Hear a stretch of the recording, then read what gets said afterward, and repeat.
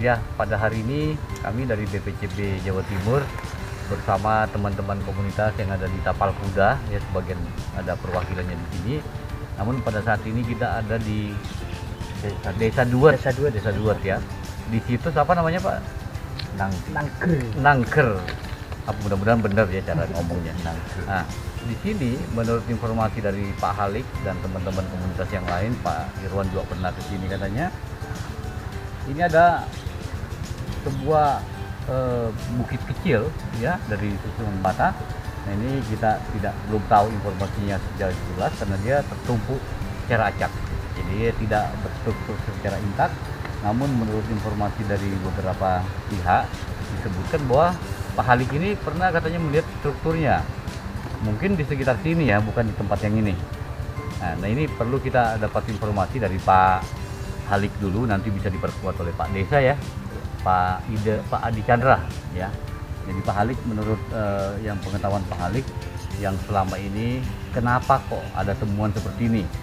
Yang katanya ini memang sengaja tidak bisa ditanami tanaman palawija karena terlalu banyak bata di bawahnya, sehingga ditanaminlah pohon jati atau pohon kayu yang lain.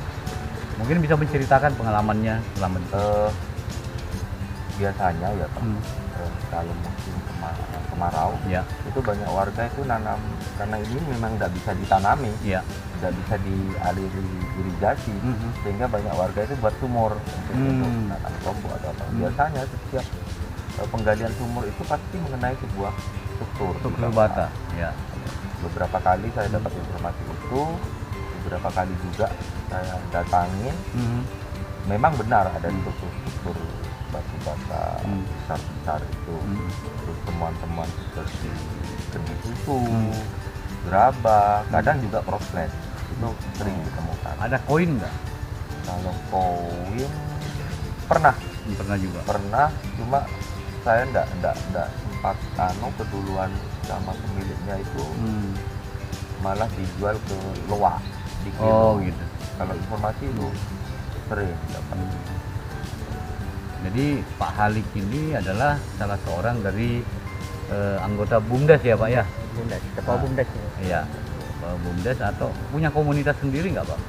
Kalau komunitasnya kita punya namanya komunitas patuh tangan reborn itu yang memang terjun langsung untuk peninggalan sejarah itu. Jadi belusukan, selalu belusukan ya, melihat gitu ya. Nah, mungkin Pak Halik bisa menceritakan bahwa temuan-temuan yang sering didapatkan sekitar ini apa aja gitu. Biasanya porselen, Utuh. Ada yang masih utuh, ada berupa pecahan, Ya. beberapa kendi susu itu. Terus umpak-umpak. Nah, kebanyakan umpak itu biasa sama lumpang itu dibawa pulang warga biasanya. Itu masih banyak. Tapi masih ketahuan di mana posisinya ya? Masih Di rumahnya siapa Iya, tersimpannya? karena warga-warga sekitar sini Oke. yang bawa pulang. Oke. Ya, jadi nah kalau yang berbentuk struktur Pak, yang Bapak lihat di sini katanya di sini memanjang sampai mendekati balai desa. Iya. Itu berapa jaraknya kira-kira? Berapa meter itu jarak? Kalau kita soalnya dari balai desa ke sini itu sekitar ada 2 kilo. 2 kilo. 2 kilo. Ke arah barat itu Ah, ada 2 kilo juga. iya. Itu berupa ya seperti ini. Iya. Kadang nyambung, Hmm, terus putus lagi. putus lagi, ada tanah yang nggak bisa ditanami seperti di sebelah timur ini kan Iya. ada itu Pak. Yang banyak pohonan itu Iya, ya. itu nggak Oke. bisa ditanami karena memang di bawahnya itu struktur. Oke. Nah, tadi sepanjang jalan kita juga melewati bahwa ada beberapa gundukan-gundukan di tengah sawah ya. Iya, iya. Di pinggir sawah itu kira-kira apa isinya itu Pak? Memang struktur Pak. Struktur juga. Struktur. Oh iya. Iya. Malah ada sumur di sana. Hmm. Sumur kuno lah. Iya. Di sana juga ada. Oke. Nah, ini mungkin Pak Desa mungkin mau menambahkan apa sebenarnya harapannya dari desa terkait dengan hal ini. Ya. Apakah perlu ada penelitian ataukah seperti apa gitu? Ya, kami dari Pemerintahan Desa Jebot ya mohon dari BPJP nantinya dilakukan penelitian Lebih lanjut gitu ya. lebih lanjut. Temuan perhiasan itu juga. Perhiasan juga ada. Iya. Emas. Emas. Oh iya. Manik-manik. Kalau manik-manik Belum. ada tambah. Kalau emas ada sebagian warga yang menemukan. Bentuknya apa? Cincin, kalung atau gelang atau apa gitu? Yang pernah itu berupa cincin, terus tidak tahu seperti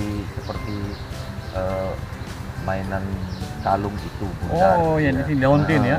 Leontin, Leontin. leontin itu. Ada. Nah, yang perlu kami tahu informasinya, jadi kita harus tahu seberapa luas sebaran temuan struktur bata ini sehingga kita bisa menduga ini kemungkinannya apa gitu. Karena kemarin juga kita menjumpai sama Pak Halik juga ya Iya.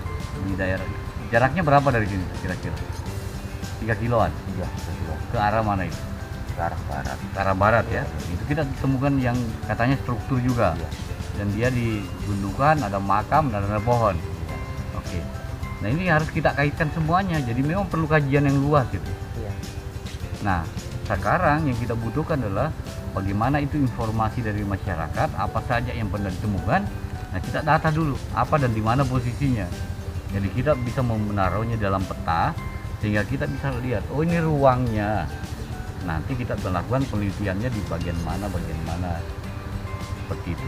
Ini masih butuh proses dan harapan kami kepada teman-teman komunitas semuanya bisa berpartisipasi untuk minimal melaporkan kalau ada penemuan atau mengetahui ada temuan dan didaftarkan. Ya, mungkin teman-teman atau bapak-bapak di rumah menyimpan di rumah itu boleh saja, boleh disimpan di rumahnya, tapi daftarkan bahwa saya memiliki ini. Itu tidak akan diambil alih kepemilikannya dan tidak akan diambil oleh pemerintah. Kalaupun memang itu dibutuhkan oleh pemerintah, maka pemerintah harus memberi kompensasi. Jadi tidak usah takut melaporkannya. Jadi mungkin Pak Desa nanti di data aja siapa memiliki apa, ya kan? Barang penemuan-penemuan. Nah, penemuan itu laporkan ke Dinas Kebudayaan. Jadi itu tidak akan diambil alih, Pak. Tidak akan diambil alih dan tidak mungkin diambil kalau tidak diberi imbal jasa. Dan harus sesuai dengan harga yang berlaku. Jadi standarnya itu kalau dia logam emas ya harus sesuai standar pegadaian atau tempat pelelangan ya seperti itu harganya. Tapi ya tolong disampaikan juga kepada masyarakat bahwa sebaiknya budaya kita ini dilestarikan, jangan semuanya mau dijual gitu nanti kita nggak punya budayanya. Itu Bondo habis kekayaan budayanya. Jadi jangan hanya sekedar ingin uang cepat. Tapi ini yang paling penting adalah sejarah kota Situbondo sendiri akan hilang kalau itu benda-benda itu hilang semua. Kalau rencana nanti ada mau mendirikan museum, ya silakan saja. Silakan ikuti di PP-nya, ya PP 66 itu tentang pendirian museum seperti apa. Dan museum itu bukan gudang, Pak. Harus ada orang yang khusus mengelola. Harus ada lembaganya, ada pengelolanya, ada dananya yang khusus untuk mengelolanya. Dan ada kuratornya, orang yang mengerti.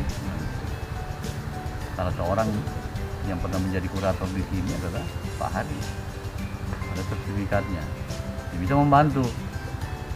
Seperti itu. Itu ya, makasih ya Pak. Mudah-mudahan kita bisa kerjasama seterusnya, dan tolong kalau ada informasi lagi sampaikan ke Pemda dan ke kami. Dan Pak Desa tolong didata di masyarakatnya siapa aja yang memiliki apa gitu. Ya. Dan kalau bisa diketahui dia menemukannya dari mana, apakah dia beli ataukah dia nemu saat apa gitu kan, dan posisinya di mana. Oke. Makasih. Terima kasih. Ya.